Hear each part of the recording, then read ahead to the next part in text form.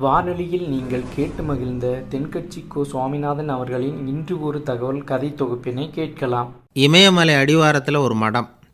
அங்கே ஒரு சன்னியாசி இருந்தார். அவர்கிட்ட ஒருத்தர் வந்தார். சுவாமி, ஆசையை உதற நினைக்கிறேன், முடியல, ஒட்டிக்கிட்டே வருது அப்படின்னாராம். இப்படி உட்கார, ஒரு கதை சொல்கிறேன் அப்படின்னு சொல்லி அவர் சொல்ல ஆரம்பித்தாராம். அவர் சொன்ன கதை என்னென்னா, ஒரு ஊரில் ஒரு ஆள் இருந்தான். அவன் பேர் குப்புசாமி. அவன்கிட்ட எப்பவும் ஒரு பழைய தொப்பி இருக்கும், விடவே மாட்டான். அதனால் அவனை எல்லோரும் தொப்பி சாமி அப்படின்னு தான் கூப்பிடுறது வழக்கம். ஒரு புது தொப்பி வாங்கிக்கப்படாதாப்பா அப்படின்னு நண்பர்கள்லாம் சொல்லி பார்த்தாங்க. பணத்துக்கு எங்கே போவேன் அப்படின்னு விட்டானான். பணம் வச்சுருக்கான், செலவு பண்ண மனசு வரல, மகா கஞ்சன். பழைய பாட்டில்கள்லாம் வாங்கி விற்றுக்கிட்டு இருந்தான். அப்படி ஒரு தடவை பழைய கண்ணாடி சாமான்களை ஏலத்தில் எடுத்தப்போ அதில் ஒரு அருமையான சென்ட்டு பாட்டில் கிடச்சிது. உடனே ஒரு ஐடியா பண்ணான். அந்த சென்ட்டை சின்ன சின்ன பாட்டில்களில் அடைச்சி ஜன்னல் ஓரமாக அடுக்கி வச்சுட்டான். அதை விற்றா நிறைய பணம் கிடைக்குமே. அதனால் இதுக்கு இடையில் ஒரு நாள் அவன் அப்படியே உட்காந்துருந்தான். அந்த நேரம் நண்பன் வந்தான். ஏண்டா, உன் பழைய தொப்பியை மாற்றப்படாதா? ஊரில் எல்லோரும் கேலி பேசுகிறாங்களே ஒன்று தொப்பி சாமின்னு அப்படின்னு சொல்லி கேட்டிருக்கான். இந்த சென்ட்டு பாட்டில் விற்றதும் பணம் வரும், அதுக்கப்புறம் பார்க்கலாம் அப்படின்னு நானா இவன். சரி வா, நீச்சல் குளத்துக்கு போயிட்டு வருவோம் அப்படின்னு கூப்பிட்ருக்கான் நண்பன். 2 பேரும் போனாங்க. அதே நேரம் அந்த ஊர் நீதிபதியும் அங்கே குளிக்க வந்தாராம்.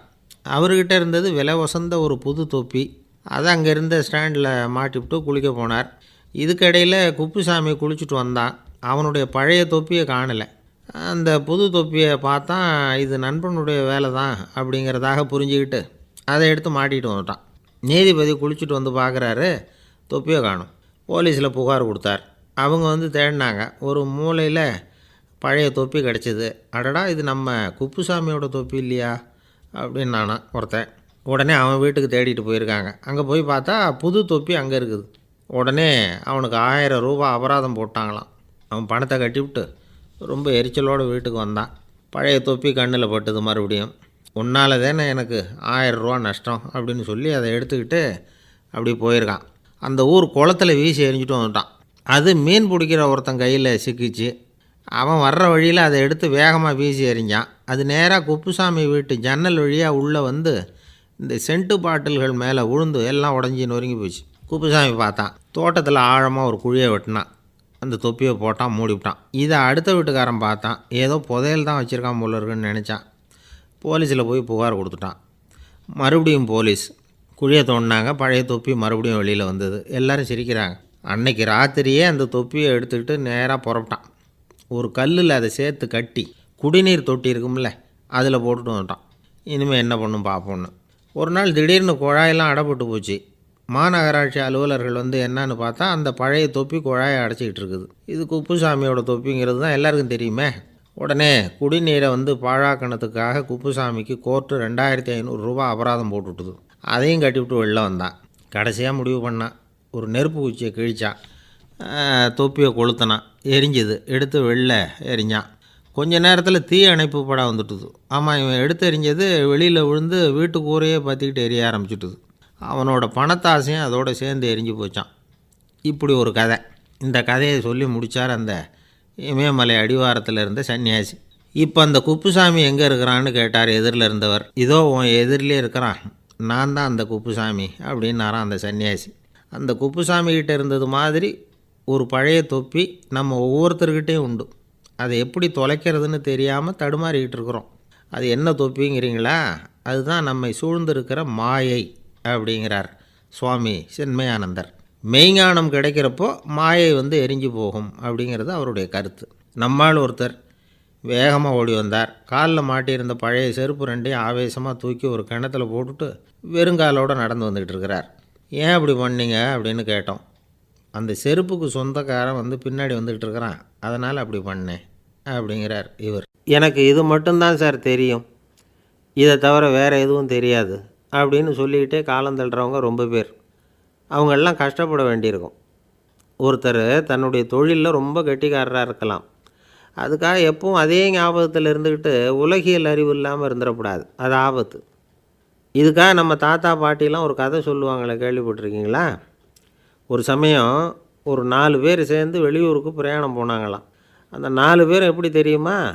ஒருத்தர் வேதாந்தி, இன்னொருத்தர் சங்கீத வித்வான், மூணாவது ஆள் வைத்தியர், நாலாவது ஆள் ஜோசியர். இவங்க 4 பேரும் நண்பர்கள். அதனால் சேர்ந்து புறப்பட்டாங்க. வழியில் ஒரு ஊரில் தங்கினாங்க. இருட்டி போச்சு. அதனால் இன்றைக்கி ராத்திரி இங்கேயே தங்கி இருந்துட்டு நாளைக்கு புறப்படலாம் அப்படின்னு தீர்மானம் பண்ணாங்க. சாப்பாட்டுக்கு என்ன பண்ணுறது? அங்கேயே கடத்தெருவுக்கு போய் சாமான்லாம் வாங்கியாந்து சமைச்சு சாப்பிட்லாம்னு முடிவு பண்ணாங்க. 4 பேர் இருக்கிறதுனால ஆளுக்கு ஒரு காரியமாக செய்யலாம் அப்படின்னு வேலையை பிரிச்சுக்கிட்டாங்க.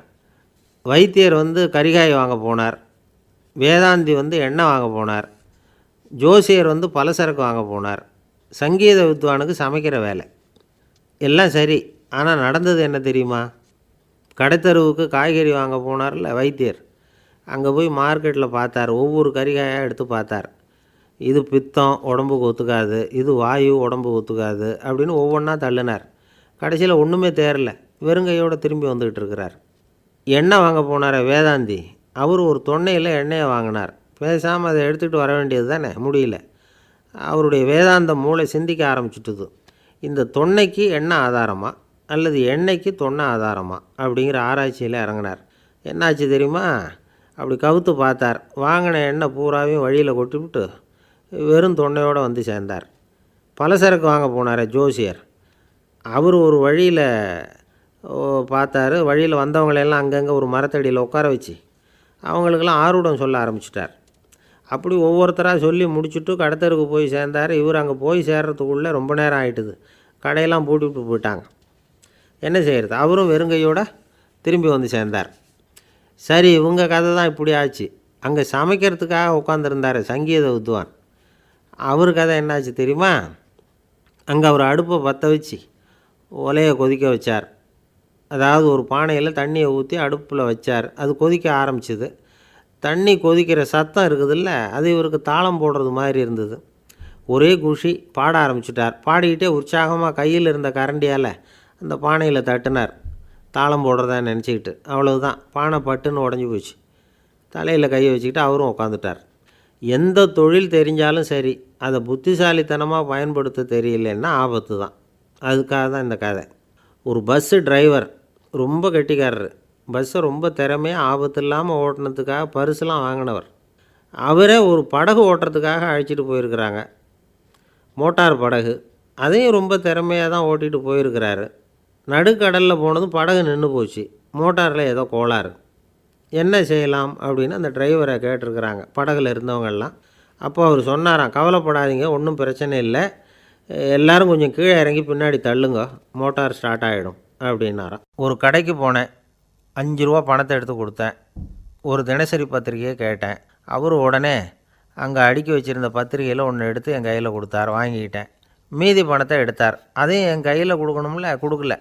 எதிரில் இருந்த பலகையில் வச்சு எடுத்துக்க சொன்னார். எப்போவும் அவர் அப்படி தான் பண்ணுவார். நானும் எடுத்துக்கிட்டு வந்துடுவேன். இவர் ஏன் இப்படி பண்ணுறாருங்கிறது எனக்கு ரொம்ப நாளாக ஒரு சந்தேகம். ஒரு நாள் அவர்கிட்டயே இதை கேட்டுவிட்டேன். ஏங்க, நீங்கள் உங்கள் கடைக்கு பொருள்கள் வாங்குறவங்களுக்கு நீங்கள் பாக்கி சில்லறையை கொடுக்குறப்போ பலகையில் வச்சு விட்றீங்க, கையில் கொடுக்க மாட்டேங்கிறீங்களே, ஏன் அப்படின்னு கேட்டேன். காசை கையில் கொடுத்தா நம்மக்கிட்ட இருக்கிற லட்சுமி போயிடுவா சார் அப்படின்னார். அதாவது பணம் செலவாயிடும் அப்படின்னு அர்த்தமா. இன்னொரு நண்பர், அவர் ஒரு நாள் வழக்கத்துக்கு மாறாக ரொம்ப சோகமாக உட்காந்துருக்கிறார். ஏங்க என்னாச்சு, ஏன் இப்படி கப்பலே கவிழ்ந்தது மாதிரி உட்காந்துருக்குறீங்க அப்படின்னு கேட்டேன். கப்பலே கவிழ்ந்திருந்தா கூட நான் இப்படி கவலைப்பட மாட்டேன் சார், வேறு ஒன்று நடந்து போச்சுன்னார். என்னன்னு கேட்டேன். என் உச்சந்தலையில் பல்லி ஒன்று விழுந்துட்டுதுன்னார். அதுக்காகவா இப்படி அப்படின்னு ஆச்சரியப்பட்டேன். ஆமாங்க, பல்லி உச்சந்தலையில் விழுந்தால் பலன் என்னன்னு பஞ்சாங்கத்தில் பார்த்தேன், மரணம்னு போட்டிருக்கு அப்படின்னு சொல்லிவிட்டு அவர் தொடர்ந்து கவலைப்பட ஆரம்பிச்சிட்டார். இப்படியும் ஒருத்தர், என் கூட வேலை பார்க்குற ஒருத்தர் எப்படி தெரியுமா, தினமும் வலது காலை வச்சு தான் ஆஃபீஸுக்கு உள்ளே நுழைவார். என்றைக்காவது தவறுதலாக இடது காலை வச்சு உள்ளே வந்துட்டார்னா அன்னைக்கு பூரா மனசு சங்கடப்படுவார், எந்த வேலையும் சரியாக ஓடாது. கேரம் போர்டு ஆடுற ஒருத்தர் எப்போ ஆட உட்காந்தாலும் ஸ்ட்ரைக்கரை கை தவறி கீழே விழுற மாதிரி பண்ணி அதுக்கப்புறம் அதை எடுத்துக்கிட்டு ஆட உட்காருவார். ஏன்னா எப்போவோ ஒரு தடவை நிஜமாகவே அது கை தவறி கீழே விழுந்திருக்குது. அன்னைக்கு பிரமாதமாக ஜெயிச்சுட்டார். உடனே ஒரு முடிவுக்கு வந்துட்டார், கை தவறுனா லாபம் அப்படின்னு. அதுக்கப்புறம் அதையே பழக்கமாக்கிக்கிட்டார். பூனை குறுக்க போனால் சகுனம் சரியில்லைன்னு நினைக்கிறவங்க உண்டு. ஆனால் ஒருத்தர் எப்படி தெரியுமா, அவர் வெளியில் கிளம்புற சமயம் பக்கத்து வீட்டு ரேடியோவில் மியாவ் மியாவ் பூனைக்குட்டின்னு பாட்டு சத்தம் கேட்டால் கூட போதும், சகனம் சரியில்லைன்னு பிரயாணத்தை கேன்சல் பண்ணிவிடுவார். இப்போ இவ்வளவும் எதுக்கு சொல்கிறோம்னா, அளவுக்கு மீறின சகுன நம்பிக்கைகள் இருக்குது பாருங்கள், இதோட பயமும் சேர்ந்துக்கிட்டதுன்னு வச்சுக்கோங்க, இது ஒருத்தருடைய மனநிலையை பாதிச்சிடும். இது உளவியல் நிபுணர்கள் சொல்கிற கருத்து. வாழ்க்கையே தடுமாற வச்சிரும். பாதுகாப்பு இல்லாத உணர்வு, ஒரு விதமான டிப்ரெஷன் மனநிலை, இதெல்லாம் தான் இதுக்கு காரணமாக அமையலாம். சில பேர் காய்கறி நறுக்க கத்தியை கையில் எடுத்தால் கூட நேரம் சரியாக இருக்கா அப்படின்னு பார்த்துட்டு தான் வேலையை ஆரம்பிக்கிறது வழக்கம். அறிவு தான் மனசுக்கு வாத்தியாராக இருக்கணும், அப்போ தான் வாழ்க்கை நிம்மதியாக இருக்கும். அறிவு மனசு சொல்கிறபடியெல்லாம் கேட்க ஆரம்பிச்சுட்டுதுன்னா இடைஞ்சல் தான். ஒருத்தருக்கு 7ஆம் நம்பர் தான் ராசியான நம்பரான், 7ஆம் தேதி தான் எந்த காரியத்தையும் ஆரம்பிப்பாராம். 7 எழுத்து வர்றது மாதிரி பேரை மாற்றி வச்சுக்கிட்டார். 7 மணிக்கு தான் தினமும் எழுந்திருப்பார். 7ஆம் நம்பர் வீட்டில் தான் குடியிருக்கார். கல்யாணம் கூட 7ஆம் தேதி தான் பண்ணிக்கிட்டார். அவர் ஒரு நாள் குதிரை பந்தயத்துக்கு போனாராம். குதிரையோட பேரையெல்லாம் பார்த்தார். ஒரு குதிரையோட பேர் 7 எழுத்தில் அமைஞ்சிருந்தது. 7 தானே இவருக்கு அதிர்ஷ்ட நம்பர். அதனால் உடனே அது பேரில் பணத்தை கட்டினார். பந்தயம் நடந்தது. என்ன சார் ஆச்சுன்னு கேட்டாங்க. நான் பணம் கட்டின அந்த என்னோடய குதிரை 7ஆவதாக சேர்ந்தது சார் அப்படின்னாராம் சோகமாக. வாழ்க்கையில் சில சந்தர்ப்பங்களில் நாம் சில அவமானங்களை சந்தித்தே தீர வேண்டியிருக்கு. என்ன பண்ணுறது, காலம் அப்படி. அவமானப்படுறவங்க உடனே அடங்கி போய்டுறது தான் உலக வழக்கம். அவமானப்பட்டால் உடனே சீறி எழறவங்களும் உண்டு. ஆனால் அதையே ஒரு சவாலாக எடுத்துக்கிட்டு முன்னுக்கு வர்றவங்களும் சில பேர் இருக்கிறாங்க. அவங்க ரொம்ப அபூர்வம். இன்றைக்கி மனோதத்துவ நிபுணர்கள்லாம் என்ன சொல்கிறாங்க தெரியுமா? அவமானப்பட்டுட்டா உடனே அடங்கி போயிடக்கூடாதான், அதையே ஒரு சவாலாக எடுத்துக்கிட்டு மனசில் ஒரு வைராக்கியத்தோடு முயற்சி பண்ணினா வாழ்க்கையில் எல்லாரும் முன்னேறலாமா. அவமானங்கிறத நாம் வைராக்கியமாக மாற்றிக்கணும், அதுதான் வெற்றிக்கு வழி. ராமர் இந்த பூமியில் பிறந்ததே ஒரு வைராக்கியத்தினால தான் சார் அப்படின்னார் ஒருத்தர். எப்படிங்க அது அப்படின்னு கேட்டேன். அவர் சொன்னார், தசரதருக்கு ராமர் குழந்தையாக பிறக்கணும், அப்போ தான் இங்கே இருக்கிற கஷ்டங்கள்லாம் நீங்கும் அப்படின்னு சர்வ லோகமும் எதிர்பார்த்துக்கிட்டு இருக்குது. ஆனால் அவர் எப்போ பிறப்பார் அப்படின்னு யாருக்கும் தெரியல. அந்த காரியம் சீக்கிரம் நடக்கணுமே, அதுக்கு என்ன பண்ணுறது? நாரதர் வந்தார் ஒரு நாள் தசரதரை தேடி. தசரதா, உனக்கு ஒரு செய்தி தெரியுமான்னு ஆரம்பித்தார். அவர் எப்பவும் இப்படித்தானே ஆரம்பிக்கிறது வழக்கம். என்ன விஷயம்னு கேட்டார் தசரதர். தசரதா, நீ அடிக்கடி உன்னோட தேரில் ஏறிக்கிட்டு தேவலோகத்துக்கு போகிற, அங்கே போகிற வர்ற எல்லாம் பண்ணிகிட்ருக்க, எல்லாம் சரி. தேவலோகத்துலேயும் உன்னை நல்லபடியாக தான் வரவேற்கிறாங்க. தேவேந்திரன் உன்னை பிரியமாக அழைச்சிட்டு போய் தன்னுடைய அரியாசனத்திலேயே தனக்கு பக்கத்திலேயே உட்கார வைக்கிறான். நீயும் சந்தோஷமாக உட்காந்து பேசிவிட்டு வந்துடுற. ஆனால் நீ இங்கே வந்ததுக்கு அப்புறம் அங்கே என்ன நடக்குது தெரியுமா உனக்கு அப்படின்னாரான் நாரதர். என்ன நடக்குது எனக்கு ஒன்றும் தெரியலையே அப்படின்னாரான் தசரதர். நாரதர்கிட்ட கிட்டத்தில் கேட்டிருக்கார், கொஞ்சம் சொல்லுங்கள் என்னது அப்படின்னு. அவர் நெருங்கி வந்தாராம் நாரதரும். மெதுவாக அவர் காதோட காதாக சொன்னாராம். அதாவது நம்ம பாஷையில் சொல்லப்போனால் பற்ற வைக்கிறார். நீ அங்கே தேவேந்திரங்கிட்ட உட்காந்து பேசிவிட்டு வந்த பிறகு நீ அங்கே உட்காந்துருந்த அரியாசனத்தை தண்ணி ஊற்றி கழுவி சுத்தப்படுத்துகிறாங்க. நீ என்ன அந்த அளவுக்கு சுத்தம் இல்லாத ஆளா, தினம் குளிக்காமையாக இருக்கிற அப்படின்னாராம். தசரதருக்கு இது ரொம்ப அவமானமாக போயிட்டுது. அப்படியே செய்கிறாங்க அப்படின்னாராம். ஆமாம், நீ வேணும்னா நான் சொல்கிறது உண்மையாக இல்லையா அப்படின்னு சோதனை பண்ணி பார்த்துக்கோ அப்படின்னாரான் நாரதர். உடனே தசரதர் இதுக்காகவே புறப்பட்டு தேவலோகம் போனார். அங்கே வழக்கம் போலவே இவரை கூப்பிட்டு உட்கார வச்சு பேசிக்கிட்டு இருந்தான் தேவேந்திரன். கொஞ்ச நேரம் பேசிக்கிட்டு இருந்துட்டு சரி நான் கிளம்புறேன்னு புறப்பட்டார். சரி, அவனும் வாசல் வரைக்கும் வழி அனுப்பி வச்சுட்டு உள்ளே போயிட்டான். தசரதர் வெளியில் கொஞ்சம் நேரம் மறைஞ்சி இருந்துட்டு மெதுவாக உள்ளே எட்டி பார்த்தார் என்ன நடக்குதுன்னு. நாரதர் சொன்னது உண்மை தான். தசரதர் உட்காந்துருந்த ஆசனத்தை அங்கே 2 தேவர்கள் கழுவி சுத்தப்படுத்திக்கிட்டு இருக்கிறாங்க. தசரதரால் இதை தாங்கிக்க முடியல. அவருக்கு ரொம்ப அவமானமாக போச்சு. நேராக கிடுகிடுன்னு தேவேந்திரங்கிட்டே போனார். நான் உட்காந்துருந்த இருக்கையே சுத்தம் பண்ணுறியே, நான் என்ன அந்த அளவுக்கு பாவியா அப்படின்னு கேட்டார். ரொம்ப கோபமாக கேட்டார். தசரதரே, மனுஷனுக்கு 3 கடன்கள் உண்டு. தேவக்கடன், ரிஷி கடன், பித்ரு கடன். இதை தீர்க்காதவன் பாவியாகிறான். இதில் மகனை பெறுவதால் தான் பித்ரு கடன் தீரும். உனக்கு மகன் கிடையாது, அதனால் நீ பாவியாகிற. பாவி உட்காந்துருந்த இடம்ங்கிறதுனால அதை சுத்தம் செய்ய வேண்டியது எங்கள் கடமை அப்படின்னு நானும் தேவேந்திரன். இந்த இடத்துல தசரதருக்கு ஏற்பட்ட அவமானம் ஒரு வைராக்கியமாக மாறிச்சு. தேவேந்திரனே கேட்டுக்கோ, ஒரு மகனை பெற்ற பிறகு தான் இந்த சபையில் மறுபடியும் அடி எடுத்து வைப்பேன் அப்படின்னு சொல்லிவிட்டு போயிட்டாராம்.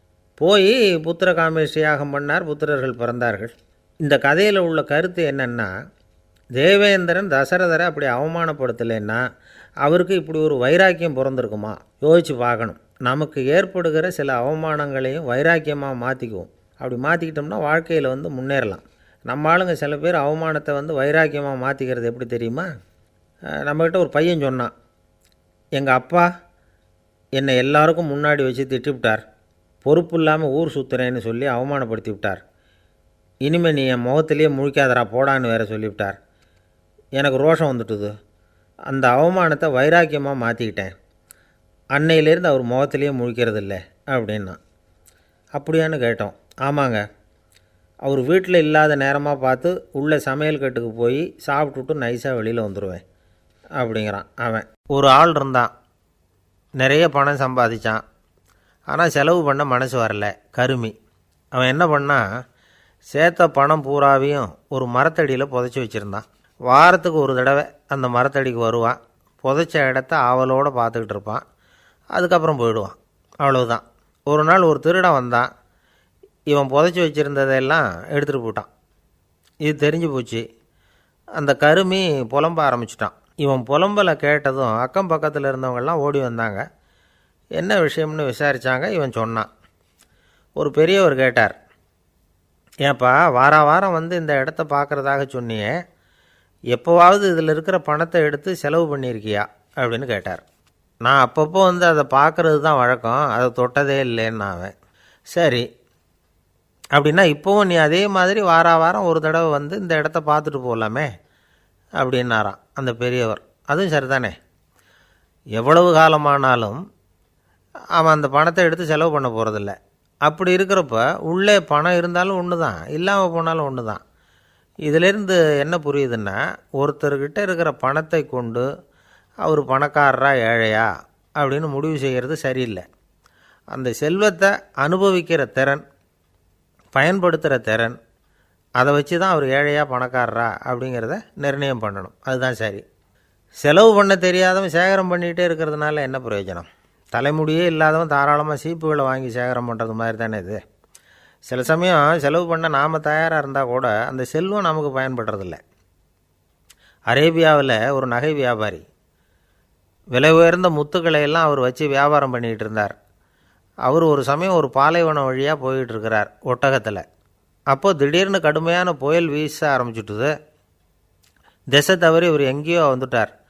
கூட வந்தவங்களையும் காணலை, எங்கே போனாங்களோ தெரியல. இவர் ரொம்ப பயந்து போய் அங்கே எங்கேயுமா அலைஞ்சு திரியிறார். வழியே தெரியல, பசி கடுமையாயிட்டுது. ஒட்டகத்து முதுகில் ஒரு மூட்டை இருந்தது, அதை பிரித்து பார்த்தார். உள்ளே ஏதாவது இருக்கான்னு தேடி பார்க்குறார். அது வரைக்கும் கண்ணில் தட்டுப்படாத அபூர்வமான ஒரு பை கண்ணில் பட்டுது. ஆஹா, அதில் ஏதாவது சாப்பிட்றதுக்கு இருக்கும் அப்படின்னு நினச்சி ஆவலாக அதை பிரித்து பார்க்குறார். அந்த பையில் விலை உயர்ந்த முத்துக்கள் நிறைய இருந்துதான். அப்போ தான் அவர் நினச்சாராம், விலை உயர்ந்த முத்துக்கள் கூட சாப்பிட்றதுக்கு உணவாக முடியாது அப்படிங்கிறத புரிஞ்சுக்கிட்டாராம். எந்த நேரத்தில் எது நமக்கு தேவையோ அது நமக்கு தாராளமாக கிடைக்கணும். அப்படி அது கிடைக்கிறதுக்கு நம்மக்கிட்ட இருக்கிற செல்வம் பயன்படணும். அது நமக்கும் பயன்படலாம், நம்ம மூலமாக அடுத்தவங்களுக்கும் பயன்படலாம். அதுதான் செல்வத்தின் பயன். ஒரு மரத்தடியில் ஒருத்தன் உட்காந்து அழுதுகிட்டு இருந்தான். அந்த பக்கமாக வந்த இன்னொருத்தன் ஏப்பா அழுதுகிட்டு இருக்கிறேன்னு கேட்டான். இந்த இடத்துல தான் பூமிக்கு அடியில் பணம் இருக்குது, புதைச்ச இடம் தெரியல, அதான் அழறேன் அப்படின்னா. நல்லா ஞாபகப்படுத்தி பாரு, எந்த இடத்துல புதைச்ச அப்படின்னு கேட்டான் இவன். அது எப்படி எனக்கு தெரியும், புதைச்சி வச்சிருக்கிறவன் நான் இல்லையே, எங்கள் எதிர்த்த வீட்டுக்காரன் அப்படின்னானா இவன். ஒரு பல்கலைக்கழகம், அங்கே ஒரு இலக்கிய பேராசிரியர், அவர் பாடம் நடத்திக்கிட்டு இருந்தார். ராபர்ட் ப்ரௌனிங் எழுதிய கவிதைகளை பற்றி சொல்லிகிட்டு இருக்கிறார். மாணவர்களும் ரொம்ப அக்கறையாக அதை கேட்டுக்கிட்டு இருக்கிறாங்க. ஒரு குறிப்பிட்ட கவிதையை பற்றி சொல்லும் பொழுது அந்த பேராசிரியருக்கே ஒரு சந்தேகம். அதாவது அந்த கவிதையின் சரியான அர்த்தம் என்னங்கிறதுல சந்தேகம். பேராசிரியர் யோசனை பண்ணார். அந்த கவிதையை முழுசாக புரிஞ்சிக்க முடியல. அதனால் மாணவர்களை பார்த்து சொன்னார், மாணவர்களே, ஒரு நாள் பொறுத்துங்க, இந்த கவிதையை எழுதின கவிஞர் எங்கள் வீட்டுக்கு பக்கத்தில் தான் இருக்கிறார்.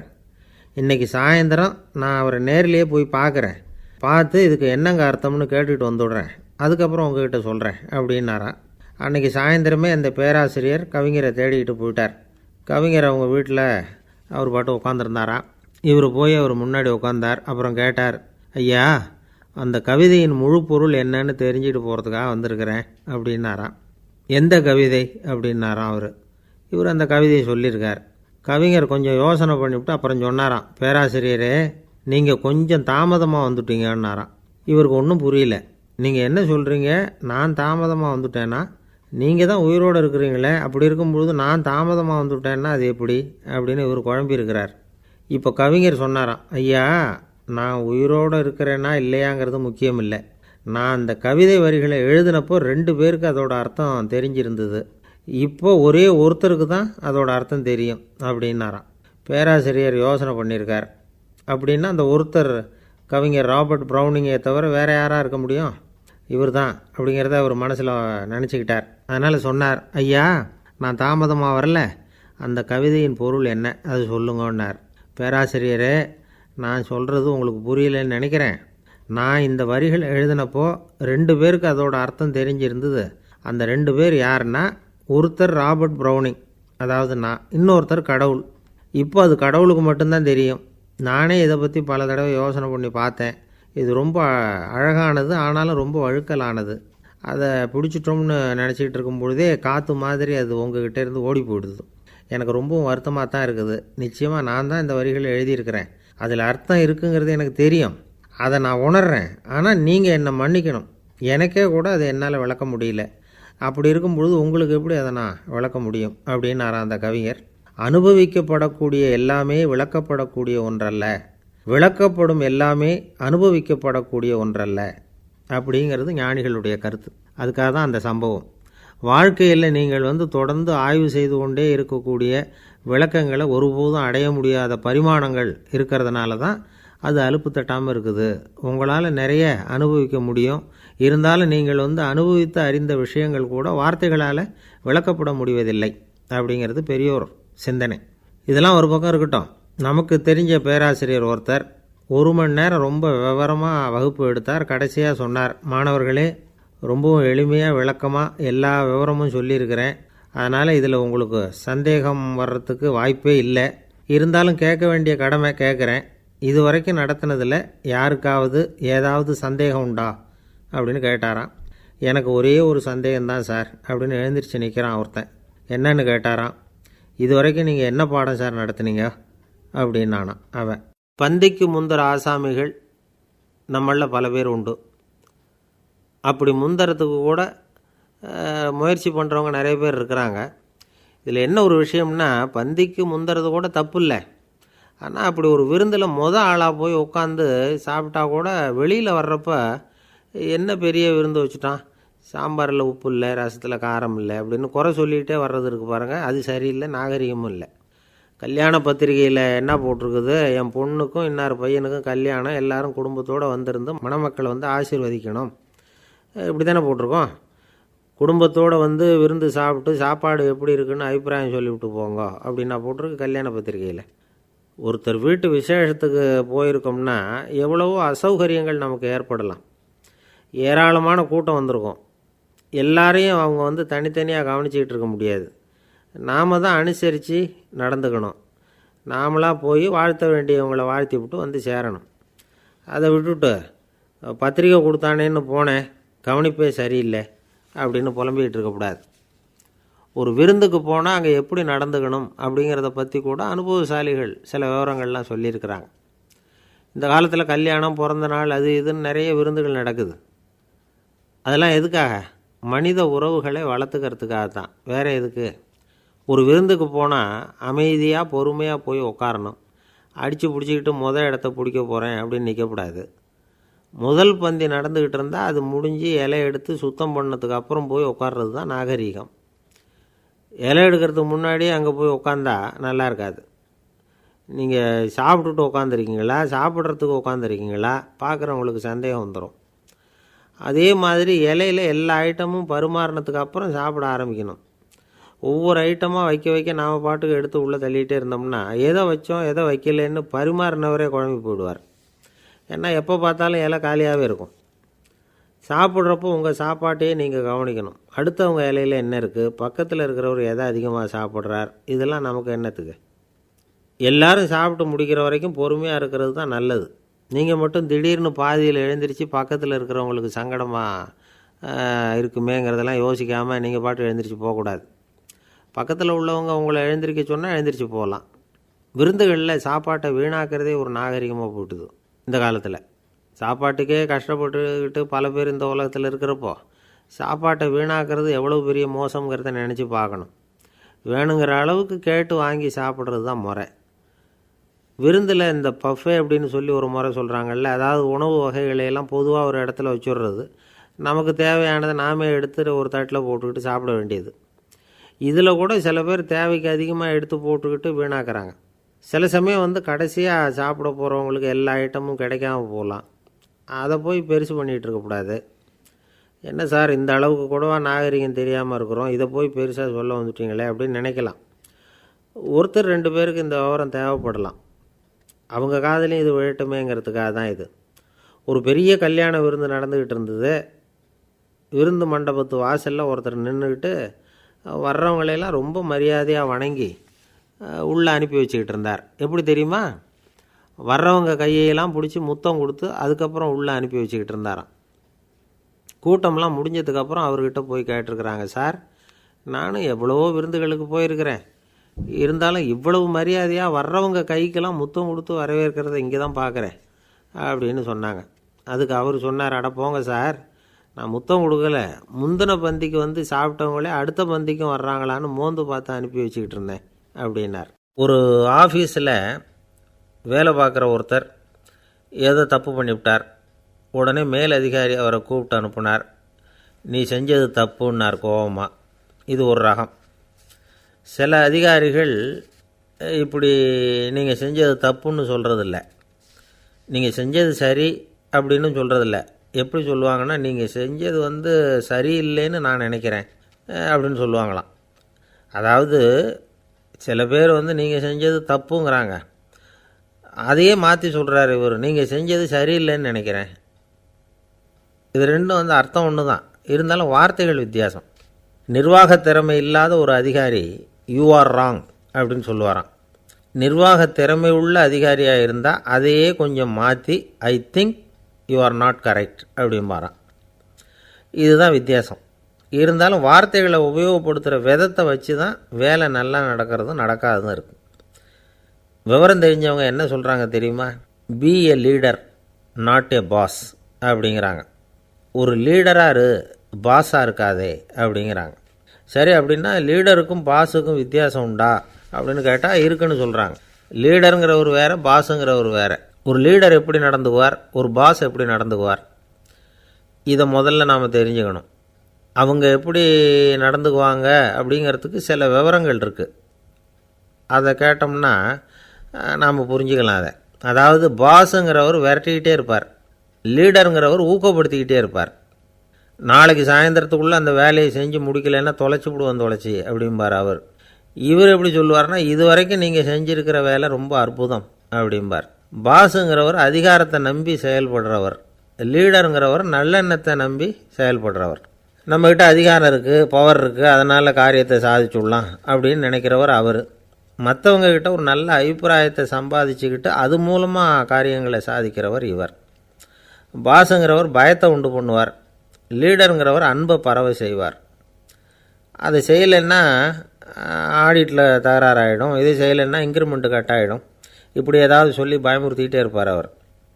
இவர் அப்படி இல்லை. உடம்பு இப்படி இருக்குது, வீட்டில் எல்லோரும் சௌக்கியமாக இருக்கிறாங்களா, ஆஃபீஸில் எல்லாம் வசதியாக இருக்குதா, நான் ஏதாவது உதவி செய்யணுமா அப்படின்னு அன்புக்கு முக்கியத்துவம் கொடுப்பார். பாஸுங்கிறவர் எதுக்கெடுத்தாலும் நான் சொல்லிகிட்டு இருப்பார், லீடருங்கிறவர் நாமன்னு சொல்லிகிட்டு இருப்பார்.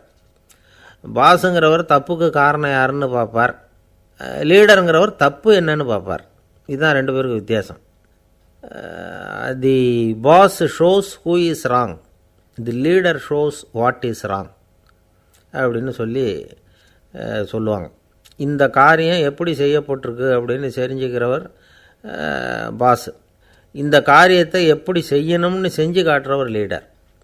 பாஸுங்கிறவர் பணியாளர்களை திட்டுவார், லீடர் மரியாதைக்குரியவராக நடத்துவார், அதுக்குரியவராக அவர் நடந்துக்குவார். செய்கிற வேலையை ஒரு சுமையாக நினைக்க வைக்கிறவர் பாஸ், செய்கிற வேலையை ஒரு சந்தோஷமாக ஆக்கிறவர் லீடர். ஒரு முதலாளியாக இருக்கிறவர் அல்லது ஒரு நிர்வாகியாக இருக்கிறவர் இது மாதிரியான நுணுக்கங்களையெல்லாம் தெரிஞ்சு வச்சுக்கிறது நல்லது. ஒரு பாஸ் இருக்கார், அவர் ஒரு நாள் ரொம்ப பெருமையாக தன்னோட ஆஃபீஸை பற்றி பேசிக்கிட்டு இருந்தார். எனக்கு கீழே 200 பேர் வேலை செய்கிறாங்க சார், நான் ஒரு கோடு கிழிச்சா அவங்க அதை தாண்டாத அளவுக்கு நான் நடந்துக்கிறேன் சார் அப்படின்னார் அவர். அது எப்படி முடியுது உங்களால் அப்படின்னு கேட்டோம். நான் கோடே கிழிக்கிறதில்ல சார் அப்படின்னார்.